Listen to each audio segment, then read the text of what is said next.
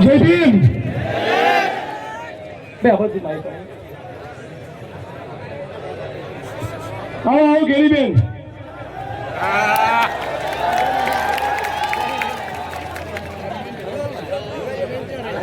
મંચ ઉપર ઉપસ્થિત ભાઈ આ બધું ફૂલ નાખશો.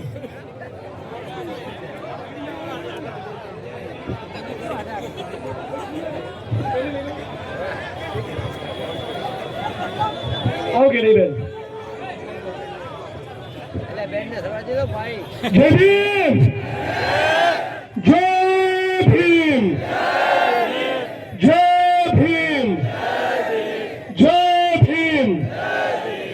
મંચ ઉપર ઉપસ્થિત સૌ સન્માનીય સાથીઓ, માન્ય જ્ઞાનીબેન ઠાકોર, માન્ય ગુલાબસિંહભાઈ રાજપૂત, માન્ય લાલજીભાઈ દેસાઈ, મંચ ઉપર ઉપસ્થિત કોંગ્રેસ પરિવારના સામાજિક આંદોલનના તમામ સન્માનીય સાથીઓ, આબાભાઈ, માગીલાલભાઈ, રામજીભાઈ ચૌધરી, બાબુભાઈ ભાટિયા, વડગામ પાલનપુરથી મારી સાથે આવેલા ચેલાભાઈ, શાંતિલાલભાઈ રાઠોડ, નાનજીભાઈ, સુરેશભાઈ, દશરથભાઈ, પ્રવીણભાઈ વરણ, નાનજીભાઈ, નિલેશભાઈ, ઠાકરસિંહભાઈ, જે પણ લોકોએ આ કાર્યક્રમને સફળ બનાવવા મહેનત કરી, રમેશભાઈ ઉચપા, તમામ મિત્રો, ચેતનભાઈ, આપ તમામ મારી બહેનો, માતાઓ, વડીલો અને યુવાન દોસ્તો,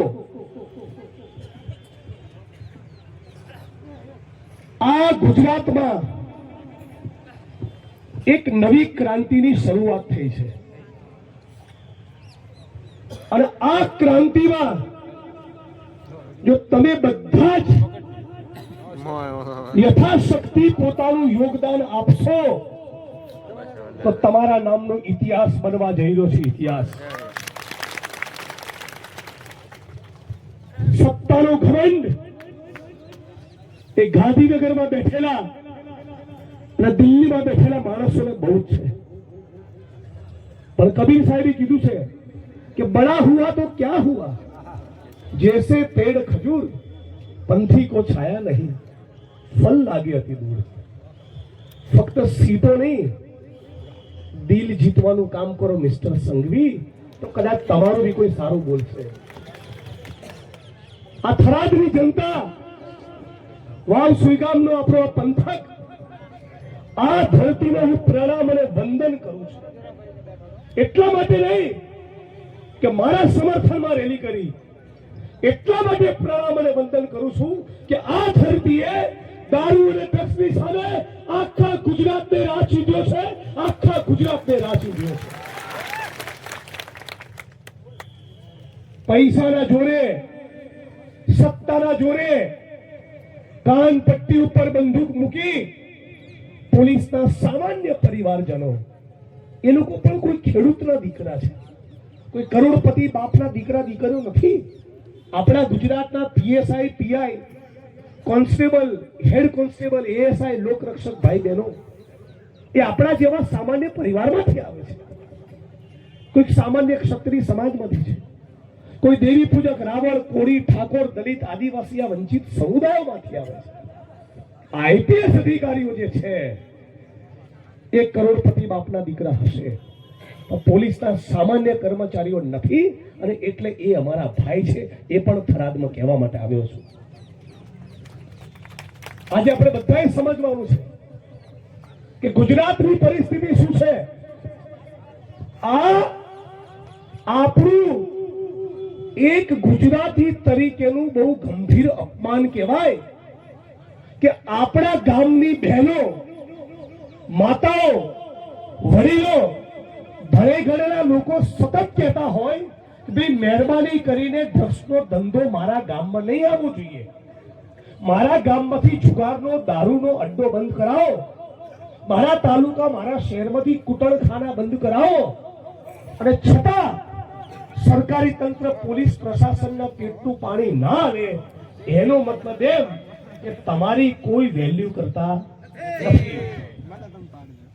આપણે જાણીએ છીએ જે ભ્રષ્ટ અધિકારીઓ છે, જેનામાંથી સત્તાનો ઘમંડ છે, પોલીસ સ્ટેશનમાં જઈને રે આમ કરીને કામ કરે છે ને, આવી રીતે જ વાત કરે છે ને.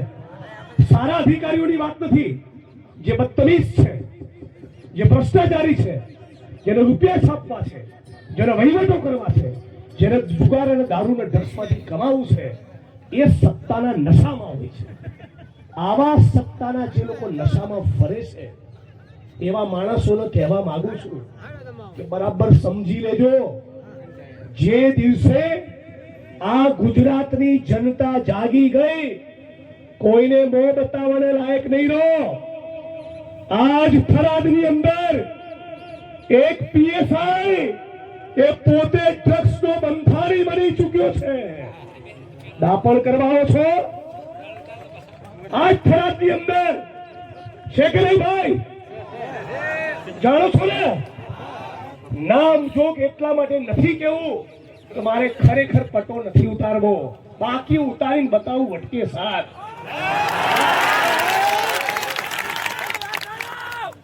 અને કહું છું, પટ્ટા ખોટું કરનારા ધારાસભ્યના પણ ઉતરે,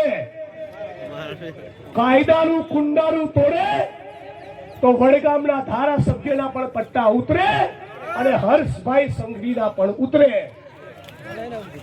મારી વાત બહુ સ્પષ્ટ છે, ખોટું કરવું નહીં અને કોઈના બાપથી ડરવું નહીં. આખા ગુજરાતમાંથી ઢગલો મેસેજ વોટ્સઅપમાં SMS તરીકે ફોન આવ્યા પોલીસના જ મિત્રોના કે જિગ્નેશભાઈ અમે તમારી સાથે છીએ, અમે કસાઈમાં પડતા નથી. મરચા એમને જ લાગ્યા છે જેમણે ખોટા ધંધા કર્યા છે. ગુલાબસિંહભાઈએ કીધું આખું પોલીસ સ્ટેશન જાણે બુટલેગરોને હવાલે કરી દીધું હોય. આ બેન દીકરીઓ માતાઓ શિવનગરની સતત વર્ષો સુધી કહેતી રહી, તમારા વિસ્તારમાં ગાંજો આવે છે બંધ કરાવો, અમારા વિસ્તારમાં દારૂ વેચાય છે બંધ કરાવો, અમારા બાળકો ડ્રગ્સના રવાડે ચડ્યા બંધ કરાવો. તમે એક વાત એમને નહીં માની, ત્યારે મારે પોલીસ સ્ટેશન આવવું પડ્યું હતું. આજે તમે બધા થરાદવાસીઓ કહો છો કે 80% બંધ થઈ ગયું, હજી તમે નથી કહી શકતા કે 100% બંધ થયું. વાત સાચી ખોટી? તો 100% બંધ કરવાના ના હોય તો ભવિષ્યમાં ફરી આવવું પડશે, એ પણ ડંકાની ચોટ ઉપર કહું છું. અને મારી વાતને હું રિપીટ કરીશ, પોલીસના જે પણ પ્રમાણિક, ઈમાનદાર, નિષ્ઠાવાન, રાષ્ટ્રની અને ગુજરાતની સેવા કરનારા, થરાદની સેવા કરનારા મિત્રો છે, એને હું આજ મંચ ઉપરથી સેલ્યુટ કરું છું, વંદન કરું છું. પણ ભ્રષ્ટાચાર કરી તમે તમારી લાંચ વૃત્તિના કારણે કોઈ તેનો વિધવા કરો, ગુજરાતના યુવાનોની રક્તવાહિનીઓમાં, ગુજરાતના યુવાનોની ધમની અને શિરામાં તમે ડ્રગ્સ ઘુસાડવાની કોશિશ કરો, તે કોઈ પણ સંજોગોમાં અમે ચલાવવાના નથી. આપણા ગુજરાતમાં એક મિત્રો યાદ રાખજો, આજની તારીખે આપણા ગુજરાતમાં ઓછામાં ઓછા 17 લાખ પુરુષ અને 2.5 લાખ મહિલા એ ડ્રગ્સનું સેવન કરતી થઈ ગઈ. એ ગુજરાતના મોટા છાપાએ નોંધ્યું છે. કેટલા પુરુષો? 17 લાખ પુરુષ અને 1.85 લાખ એટલે કે 2.5 લાખ મહિલાઓ. આવું ગુજરાત જોઈએ છીએ? હે કોઈ દિવસ આ દેશના પ્રધાનમંત્રી કે હાલ બાજુમાં કાર્યક્રમ કરી રહેલા દેશના ગૃહમંત્રી અમિત શાહે ગુજરાતની જનતાને કે ગુજરાતના યુવાનોને અપીલ કરી કે ભાઈ મહેરબાની કરીને આ દારૂ, જુગાર કે ડ્રગ્સના રવાડે ચડતા નહીં? કોઈ દિવસ આવી અપીલ કરી નથી. આ ગેરીબેન સંસદમાં બેસે છે, ગેરીબેન સંસદમાં કોઈ દિવસ કીધું નરેન્દ્રભાઈએ, કબીરભાઈએ આખા ભારતવાસીઓને અપીલ કરું છું, નવી પેઢીને અપીલ કરું છું કે ડ્રગ્સના ચાડે ચડતા નહીં. કેમ આવી અપીલ નથી કરતા? કેમ તમે ગુજરાતના યુવાનોને એવી શિખામણ નથી આપતા? કેમ કે ક્યાંક ને ક્યાંક ભારતીય જનતા પાર્ટીની એમાં સામેલગીરી છે, એમાં ભાગીદારી છે અને એમના હપ્તા છે કમલમ અને ભાજપના કાર્યાલય સુધી પહોંચે છે. ગુજરાતના દરિયાકાંઠે 72,000 કરોડનું ડ્રગ્સ પકડાયું. કેટલું? પહેલી લાઈન થી છેલ્લી લાઈન સુધી બધા સાદ આપો તો ખબર પડે. ગુજરાતના દરિયાકાંઠે કેટલું ડ્રગ્સ પકડાયું? 72,000 કરોડ. કેટલું? હવે સવાલ એ થાય છે કે 72,000 કરોડનું ડ્રગ્સ લઈને આવતું તું કોણ? અને આટલી મોટી માત્રામાં ડ્રગ્સનો ઓર્ડર આપ્યો કોને? આ શાંતિલાલભાઈ ગુટકાનો થેલો લઈને અમેરિકાના એરપોર્ટ ઉપર ઉભા રહે, એ લોકો લેવાઈ જાય. કોઈકે તો ઓર્ડર મંગાવ્યો હશે ને. તમે અત્યાર સુધી જેટલા પકડ્યા એ બધા ફૂદવડો પકડ્યા છે.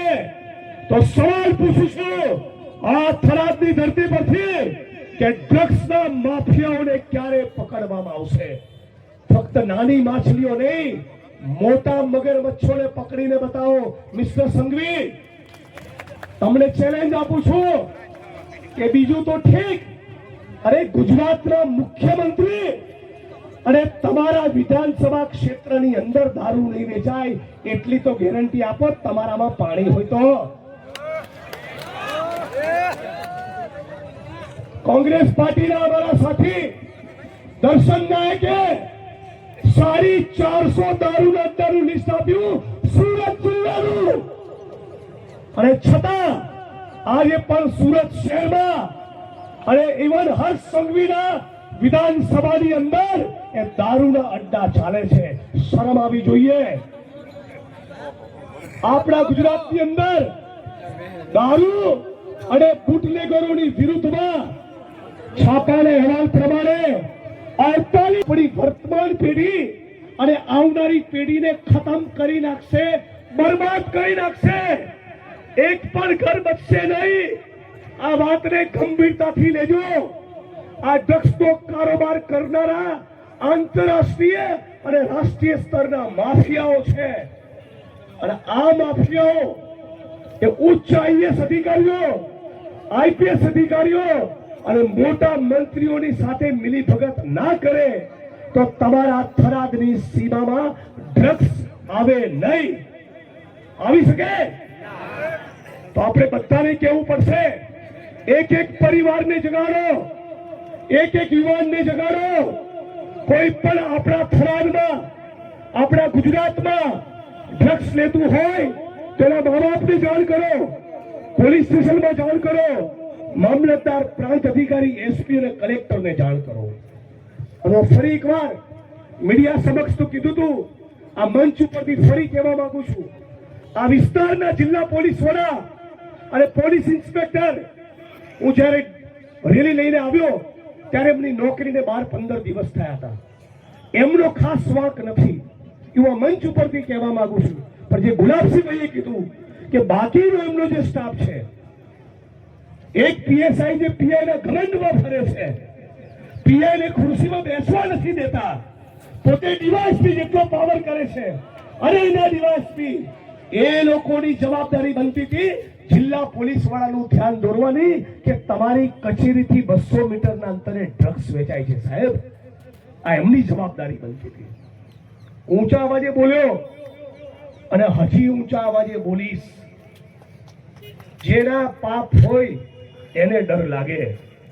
મારે પેટ્રોલ પંપે નથી, ગેસની એજન્સીએ નથી, ખાણ ખનીજની લીધે નથી, હું જમીનની ફાઇલે ચડાવતો નથી અને મારે 1 ઇંચ જમીને નહીં કરાવવાની નથી. એટલે બોલી શકું છું. તમને પણ કહું છું, આ મંચ ઉપર બેઠેલા મિત્રો અને ઓડિયન્સમાં બેઠેલા મિત્રો, પોટલીઓ મારતા હોય તો બંધ કરી દેજો.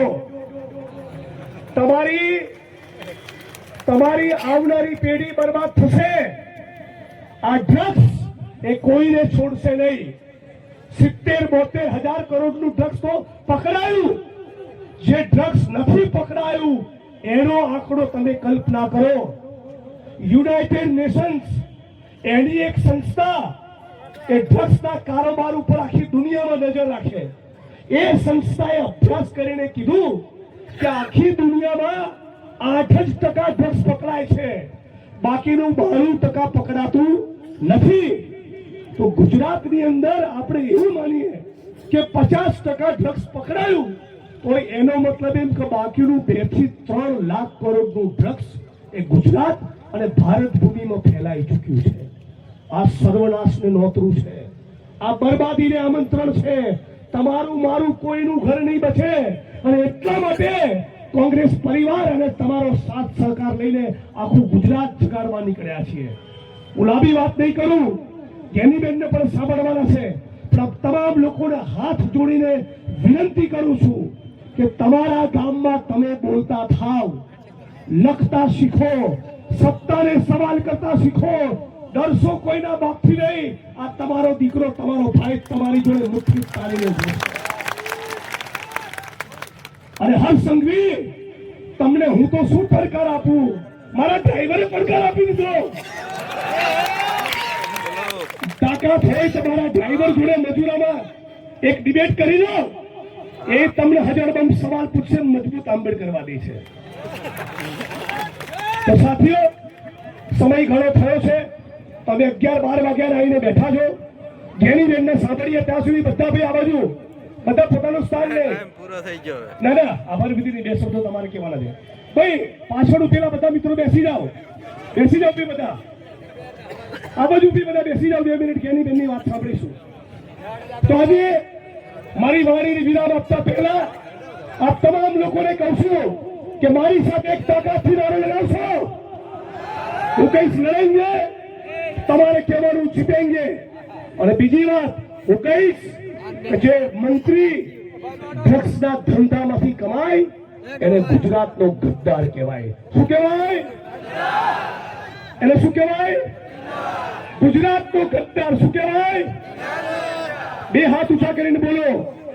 જે મંત્રી ડ્રગ્સમાંથી કમાય, જે મંત્રી ડ્રગ્સમાંથી કમાય, જે મંત્રી ડ્રગ્સમાંથી કમાય, આવા ગદ્દારો સામેની લડાઈ છે. આ આંધી, આ આંદોલન, આ મુહિમ એ કોઈ પણ સંજોગોમાં રોકાવાનો નથી. થરાદની પોલીસને વિનંતી કરું છું કે મેડિકલ સ્ટોરમાં જે સિરપ વેચાય છે, બીજા કેફી પદાર્થો વેચાય છે, આજે સાંજથી જ બંધ કરાવી દો. હવે સભા નહીં કરું, હવે અચાનક રેડ પાડીશ. અને હું તમને કહેવા માંગુ છું, પછી તમને વિચારી શકાશે. તમે પણ પોલીસના મિત્રો, અમારા ભાઈઓ છો, અમારા પરિવારના છો. તમારું પૂરું સન્માન કરવા માંગુ છું, તમારી રિસ્પેક્ટ જાળવીશ. પણ ગોરખ ધંધા કરશો અને એવું ના સમજતા કે હમણાં મામલો ટાઈટ છે ત્યાં સુધી બંધ અને મહિના પછી ચાલુ ના. આ ભૂલ મારી જોડે તો કરતા જ નહીં. હું પણ પકડું એટલે ના છોડું. મારો બી એવો સ્વભાવ છે. એટલે હજરબંધ છે એવું ને એવું રાખજો. અને મેડિકલ સ્ટોર થી લઈને બીજા જે પણ કેફી પદાર્થો વેચાતા હોય એ બધું બંધ કરાવજો. હું કહીશ લડેંગે, તમે કહેશો જીતેંગે. લડેંગે, લડેંગે. ડ્રગ્સનો કારોબાર બંધ કરો, ડ્રગ્સનો ધંધો બંધ કરો, ડ્રગ્સનો ધંધો બંધ કરો, દારૂના અડ્ડા બંધ કરો, જુગારના અડ્ડા બંધ કરો, કૂટણખાના બંધ કરો.